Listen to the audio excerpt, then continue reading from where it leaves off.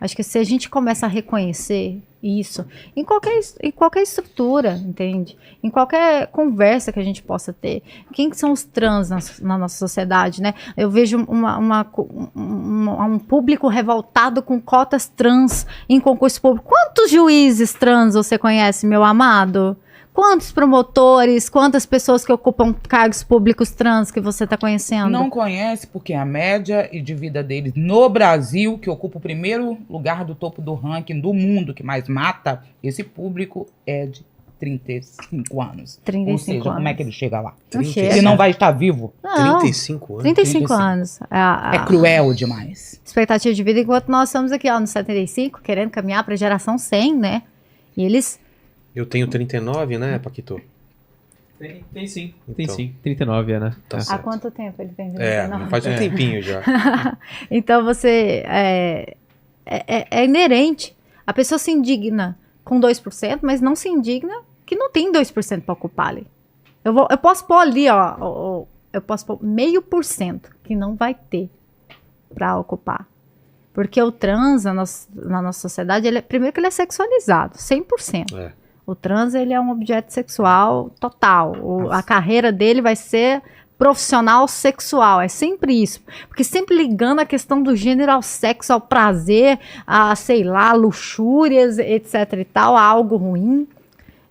E não se indigna de que esse cara vai ser expulso de casa, que ele não vai ter as mesmas oportunidades, que ele vai ser ali estigmatizado, que ele não vai fazer faculdade para concorrer no cargo público que você está tentando, e você está achando ruim 2%. Aí ele não vai chegar. Ele não senta nessa mesa que a Faida fala, ele não senta, não é convidado. É bem complicado. A gente continua nessa luta. Exatamente. Também. E assim, quando eu falo não só sobre as pessoas trans, mas sobre a comunidade inteira, gays, lésbicas, bis, a gente vive um lugar em que quem cria as leis são tão transfóbicos e homofóbicos quanto as ruas. Por quê?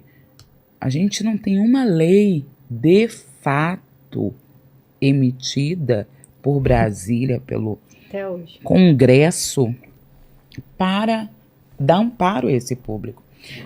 Tudo que eles têm de direito foi o judiciário que deu. Por quê? O Congresso se recusa a criar leis que protejam esse público mesmo, o Brasil ocupando o topo do ranking, que mais mata essas pessoas, mesmo a média de vida sendo de 35 anos, e quando mata, não só mata com requinte de crueldade. Com requinte de crueldade, são sempre mortes assim, horrorosas. Então a gente precisa muito lutar ainda para que o Brasil aceite que nós somos um país plural e diverso.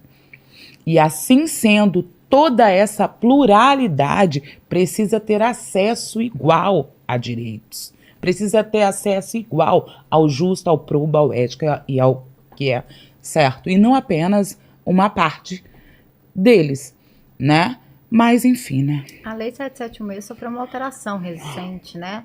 A lei de racismo no Brasil. Como era e como ficou. Ela sofreu algumas alterações que aí envolvem maiores proteções, mas é o que a Faida falou. Mas melhorou ou não, na prática? Mas olha só, você tem um Brasil que é o primeiro colocado em matar a população trans, a população LGBT é topo de violência, e você altera essa lei e não fala deles, mas você bota um artigo criminalizando fechar uma igreja, como se o perseguido agora fosse a religião. Você tá entendendo quem que é a mesa que tá escolhendo as coisas? É muito claro isso.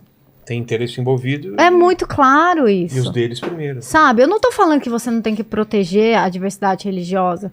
O que eu tô falando é que... Por quê que você acha que isso é mais importante do que isso que é óbvio? Então, assim, e o que a Faida falou é uma coisa que eu sempre bati na tecla. Quem protege minoria no Brasil é o judiciário, nunca foi o Congresso.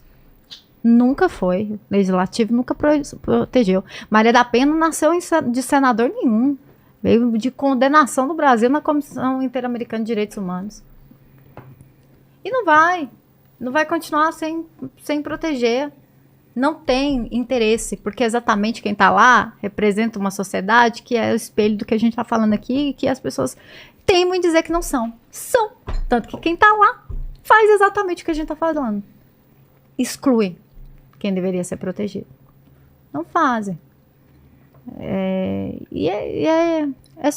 isso. E as pessoas têm que entender que a gente, novamente, a gente não está falando aqui contra A, contra B, contra C, contra D. Não, a gente só quer que você, que está aí com tanto privilégio, sabe dividir o pão. Vamos lá, irmão. Divide aí o seu privilégio também. Deixa o outro ali também ter as mesmas conquistas, as mesmas façanhas, porque não está tendo. Se você não enxerga isso, então o problema é realmente você. Porque se você não consegue enxergar que preto, que a comunidade LGBT, que trans, que mulher são pessoas excluídas dentro da nossa sociedade que é plural, uma coisa tão óbvia assim, então o problema é você mesmo. E que a mulher trans é mulher. Só pra constar aqui, tá? Isso.